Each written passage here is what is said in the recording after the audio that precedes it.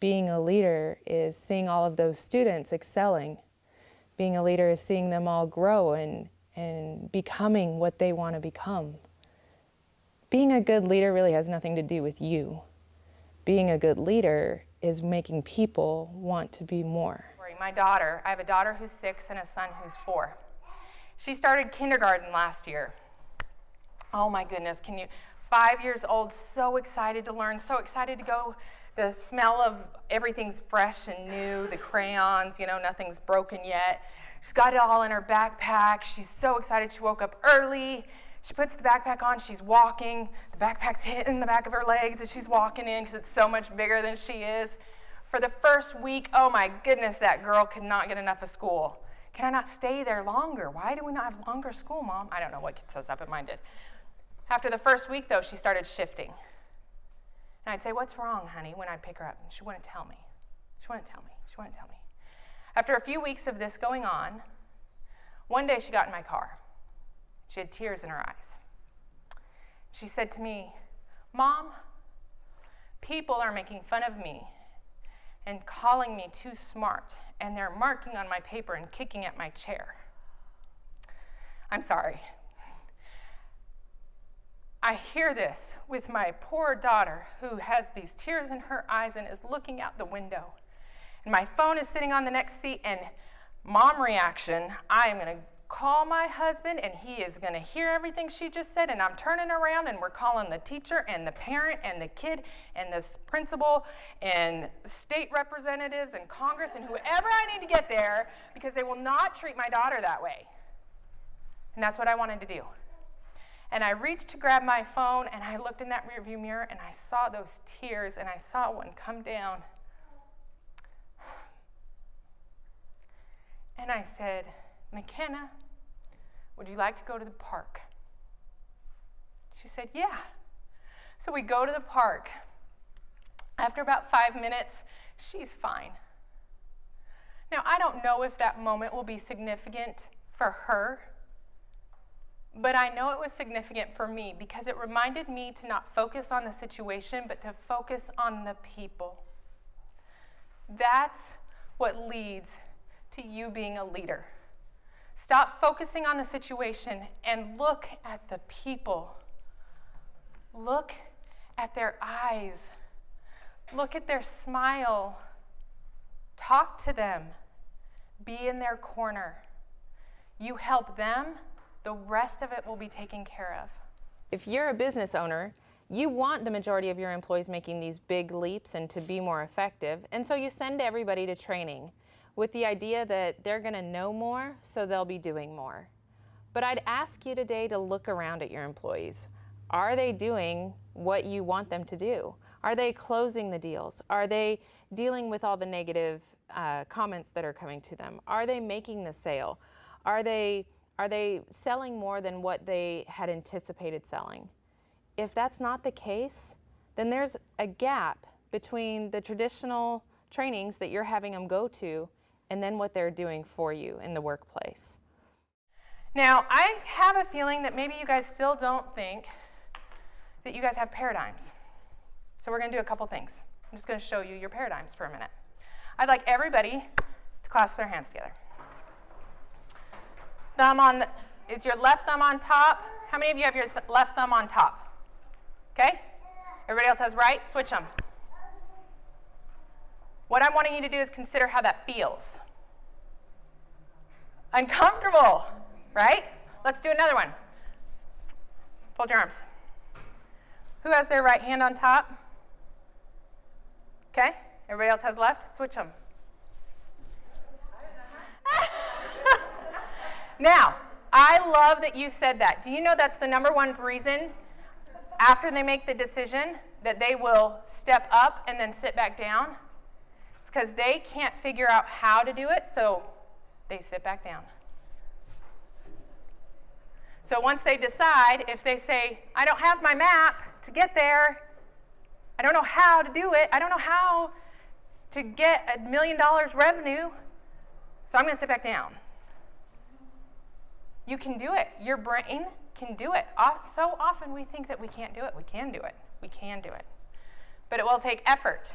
we're talking about leadership. Leadership is all about influence. It's nothing more, it's nothing less. That's what John Maxwell said.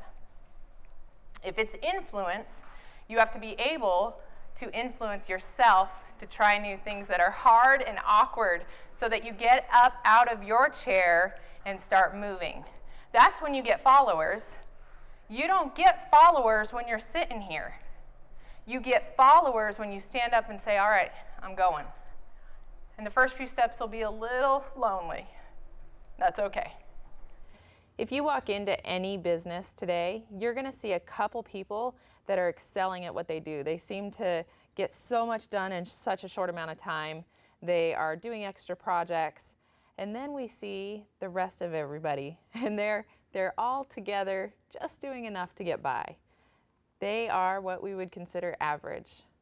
They make sure that they're on time and they make sure they get their work done, but they're not excelling in big ways anymore. What's sad is that society's decided that that's okay, that it's okay to be average. But being average has a negative impact in your life. When you feel average and you're just doing enough to get by, you go home and you're sad and you're frustrated, you're tired, you have no desire to do other things. It carries over into relationships, into finance, into health. Being average is not a good way to live. And if you're a business owner, you don't want average employees. You want the majority, if not all of your employees, to be successful, to be making big leaps, and to be getting so much more done within the time span that they're with you. You also need to find people's strengths. You also need to find your own strength. Now that might be kind of hard. We struggle oftentimes validating and knowing where we are with our strengths. Sometimes your strengths are so hidden you really need somebody else to pull it out of you. So I'm going to tell you a quick little story. My husband's not here, so I get to share whatever I want. So I'm going to tell a short little story. I've known my husband for about 12 years. My husband is completely opposite from me. He does not talk very much. I talk a lot.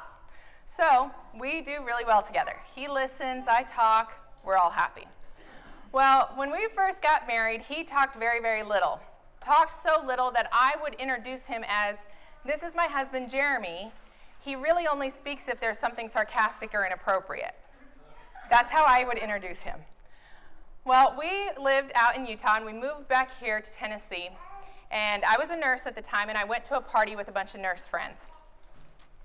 And Jeremy was there. We all had this great time. We were all talking. Life was great. Came home. The next day, I went to work. And the nurse friend came up to me, and she said, so how do you communicate? What? How do you communicate with your husband? Huh? What are you talking about? She said, I didn't see you sign once. I said, wait, what? I still was dumbfounded. What is happening? She said, is he not a mute? I said, no, why would you think he's a mute? Because he didn't say a word. Literally, the whole night. No words, no mouth movement at all. So I went home and I told him, and we laughed. It was hilarious. But I knew that he had the ability within him, and I knew he could communicate.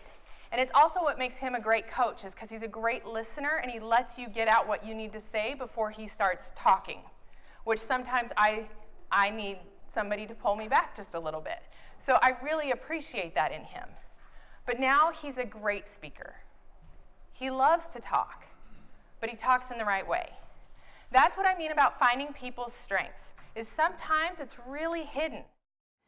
We know how to change those bad habits. From personal experience to our coaching programs that we've become certified in, we have a wide variety of resources that we can use to help you and your employees to become more effective. When we talk to people about becoming more efficient, one of the things that I hear a lot is, I've been this way for 20 years. This is just how I am. This is just how we do things here. But I have a research background, and I know that the brain is continuing to grow and to develop new cells and to develop more neural pathways.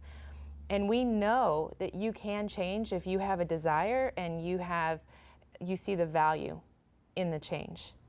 And we help, through our coaching programs, we help build that desire. We help showing the value and showing people that it is better to become more productive. Because when you're more productive, you are lighter, you're more driven, you're more excited, you are searching for newer, bigger, better goals, and that's good for your business.